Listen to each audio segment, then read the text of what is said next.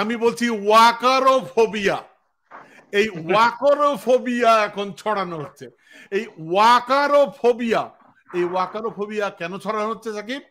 এই ওয়াকারোফোবিয়া অনেক ইউটিউবার বুঝে না বুঝে, মানে সেকেন্ডে প্রতি শব্দে ওয়াকার ওয়াকার ওয়াকার, আর ইসালা কি এক যন্ত্রণা, এটার নাম দিছি ওয়াকারোফোবিয়া।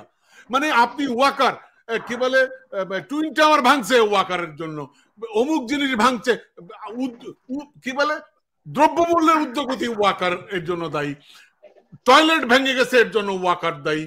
মানে কি একটা ওয়াকার। আচ্ছা, সবচেয়ে মজার কথা টিটো ভাই, যারা এই যে উল্টাপাল্টা ব্লেম করছে জেনারেল ওয়াকারুজ্জামানকে, আমি তাদেরকে জাস্ট একটা বিষয় দিয়ে একটু এক্সাম্পল দিই যে ডক্টর ইউনূসের সরকারটা যে কতটা মোরালি করাপ্ট। আপনি দেখেন যে এই যে বাংলাদেশ সবচেয়ে শীর্ষ ভূমিদস্যু বসুন্ধরা গ্রুপ, আজ পর্যন্ত বসুন্ধরার মালিক আহমেদ আকবর সোবহান ওরফে শাহ আলমকে কেন গ্রেফতার করা হয়নি, যে ছিল হাসিনার অন্যতম দোসর? এখন আপনারা বলেন যে এটার জন্য ওয়াকারুজ্জামান দায়ী, যে ওয়াকারুজ্জামানের কারণে বসুন্ধরা শাহ আলমকে গ্রেফতার করা হয় না। শাহ আলম কি ওয়াকারুজ্জামানকে টাকা দেয়? শাহ আলম কাকে চাঁদা দেয়? শাহ আলম টাকা দেয় এনসিপি কে। শাহ আলমের বন্ধু লিয়াকত আলী মুকুলের অফিসে এনসিপির কার্যালয়, তাই না? তো এখন আমরা তো জানি যে ডক্টর ইউনূসের রাজনৈতিক দল এনসিপি, সেটা ওই শাহ আলমের বন্ধুর অফিসে, এবং শাহ আলমের এই পৃষ্ঠপোষকতার কারণেই তারা শাহ আলমকে ধরতে পারে না। তো এখন এই ডক্টর ইউনূস বা এনসিপি তারা যে এত বড় বড় কথা বলে, একটু কিছু হলেই মানুষকে বলে স্বৈরাচারের দোসর, মব জাস্টিস করে, তারা মব জাস্টিস তারা বলে, মব ভায়োলেন্স করে।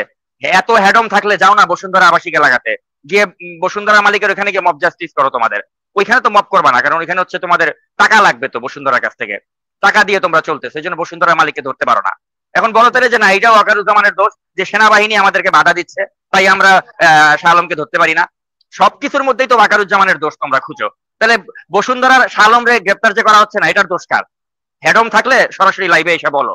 ডক্টর ইউনূসকে চ্যালেঞ্জ দিলাম, বলুক যে হ্যাঁ, সেনা প্রধানের বাধার কারণে আমি আহমেদ আকবর সোবহান ওরফে শাহ আলম বসুন্ধরা মালিককে আমি ধরতে পারি না, বলুক পারলে। অতএব কে বাটপার এটা বুঝার জন্য এই একটা উদাহরণই যথেষ্ট, যে ডক্টর ইউনূস যেটা বাটপার, তিনি যে বাটপারদের প্রতিনিধিত্ব করছেন, যে এই বাটপাররা যাকে তাকে স্বৈরাচারের তকমা দেয়, কিন্তু সবচেয়ে বড় স্বৈরাচারের দোসর যে বেটা বলেছিল যে মৃত্যুর আগেও হাসিনার সাথে আসি, মৃত্যুর পরে আসি, ওই বেটা এখনো বহাল তবিয়তে বাংলাদেশে থাকে। ডক্টর ইউনূসের সরকার তাকে ধরতে পারে না। এর দায় কার? এর দায় কি জেনারেল ওয়াকারের, নাকি এ দায় হচ্ছে ডক্টর ইউনূসের?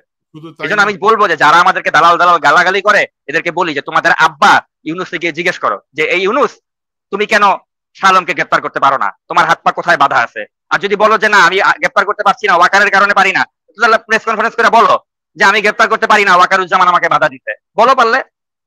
অতএব এই বাটপারি আমাদের সাথে কইরো না। এই বাটপারি জানি যে তোমরাই শেল্টার দিচ্ছ বসুন্ধরা শাহ আলমকে। তো শাহ আলমের মতো হাসিনার অন্যতম দোসরকে যারা শেল্টার দেয়, তারা আবার সংস্কার করবে। তোমাদের ওই দেশ সংস্কার আমরা বুঝি, তোমরা সংস্কারের নামে কি করবে? জিনিস আমি বলি সাকিব, আরেকটা সংবাদ দেই আপনাকে সাকিব। তো এই শাহ আলম সাহেব এখন একটা পরিকল্পনা হাতে নিয়েছে, সেটা হচ্ছে যে উনার সাথে যারে মানে অনেক ব্যবসায়ী আছে, বড় বড় ব্যবসায়ী আছে, তাদেরকেও ফাঁসানোর চেষ্টা করছে। তাদেরকে বিভিন্ন ভাবে, মানে শাহ আলমের লোকও কিন্তু এই প্রশাসনে আছে, আপনি কল্পনা করতে পারেন। এবং এই শাহ আলম তাদের, মানে শাহ আলম গুটি চালতেছে কিরকম, মানে আমি একা মরবো কেন, তোরদেরকে নিয়েও মরবো।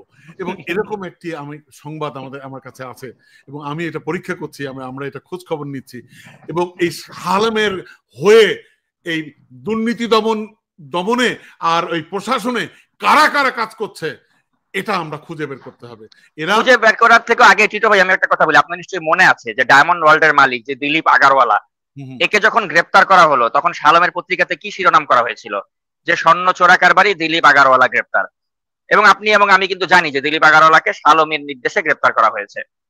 এখন দেখেন 8 মাস না যেতেই শাহ আলমের পত্রিকাতেই আবার বলা হচ্ছে যে দিলীপ আগারওয়ালার মতো একজন ব্যবসায়ীকে ভুয়া মামলায় গ্রেপ্তার করা হয়েছে। কারণটা কি?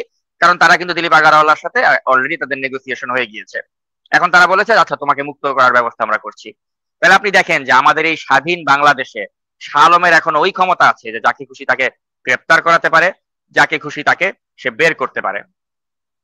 এই ক্ষমতা এখনো শাহ আলমের আছে। মানে একদম সত্য কথা। এবং এটা ইচ্ছাকৃতভাবে শাহ আলম করছে, এটা আমার কাছে খবর আছে।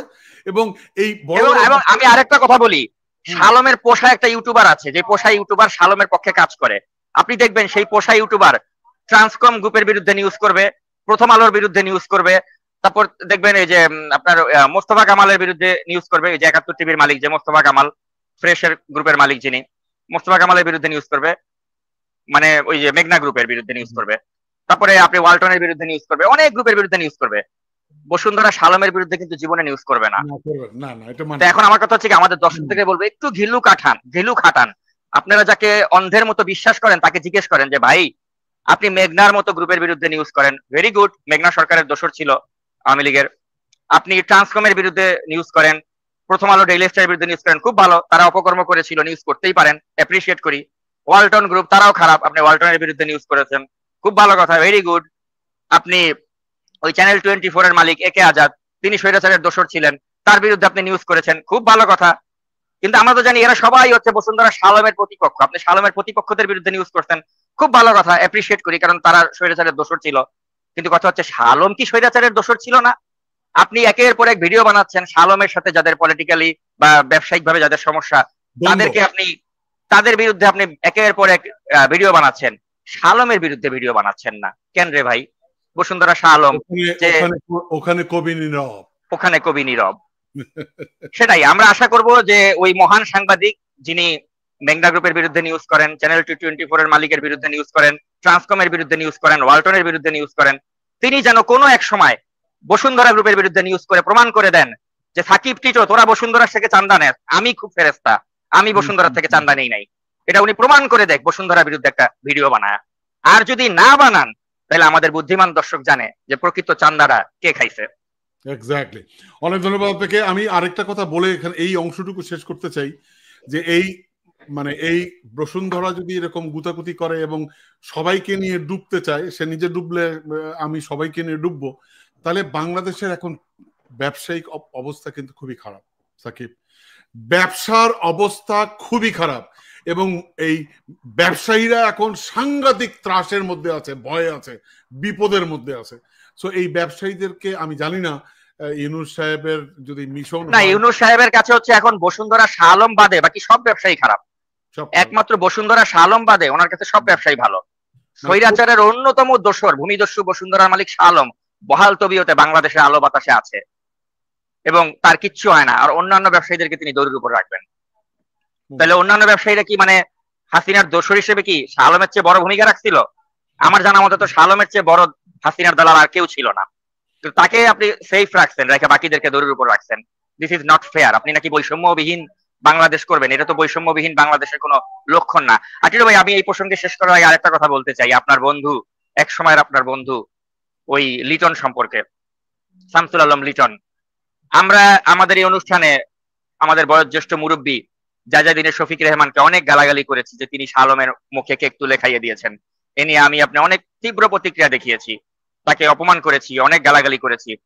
কিন্তু at the end of the day উনি তো আমাদের বয়োজ্যেষ্ঠ, উনি মুরব্বী, ওনাকে অনেক অসম্মান করে কথা বলেছি। উনি যদি মনে কষ্ট পেয়ে থাকেন, ওনার কাছে মাপও চেতে আমি দ্বিধা করব না।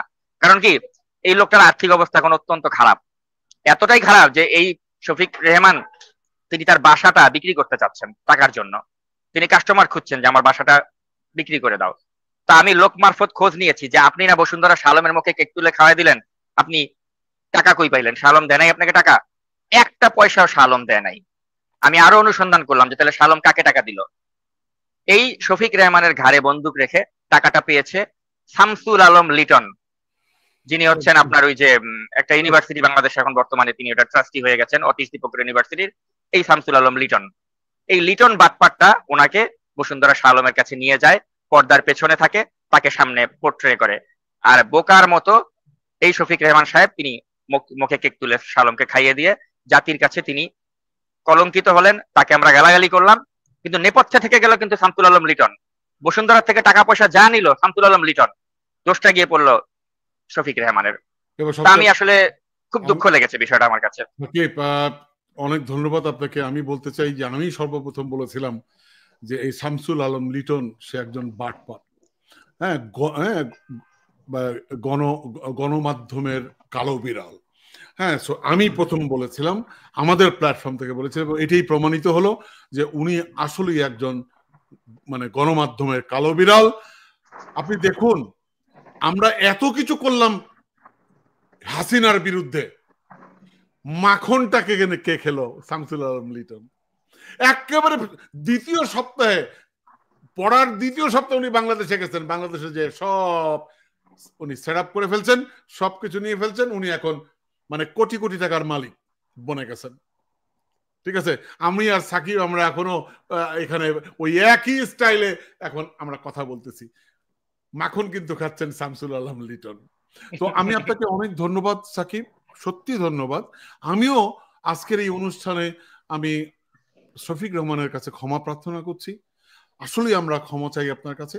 হ্যাঁ, আপনি যদি মনে কষ্ট পেয়ে থাকেন, হ্যাঁ, সাকিব যেরকম, সাকিব আপনাকে ধন্যবাদ জানাই, আপনি উদারতার পরিচয় দিয়েছেন। আমিও ক্ষমা চাইছি শফিক রহমানের কাছে। আপনার আমাদের প্ল্যাটফর্ম থেকে আপনাকে বকাঝকা করা হয়েছে, গালি দেওয়া হয়েছে, আমরা এটা উইথড্র করে নিচ্ছি, হ্যাঁ, এবং আপনার কাছে ক্ষমা চাইছি। নিশ্চয়ই আপনি আপনার নিজ গুণে আমাদের দুজনকেই ক্ষমা করে দেবেন।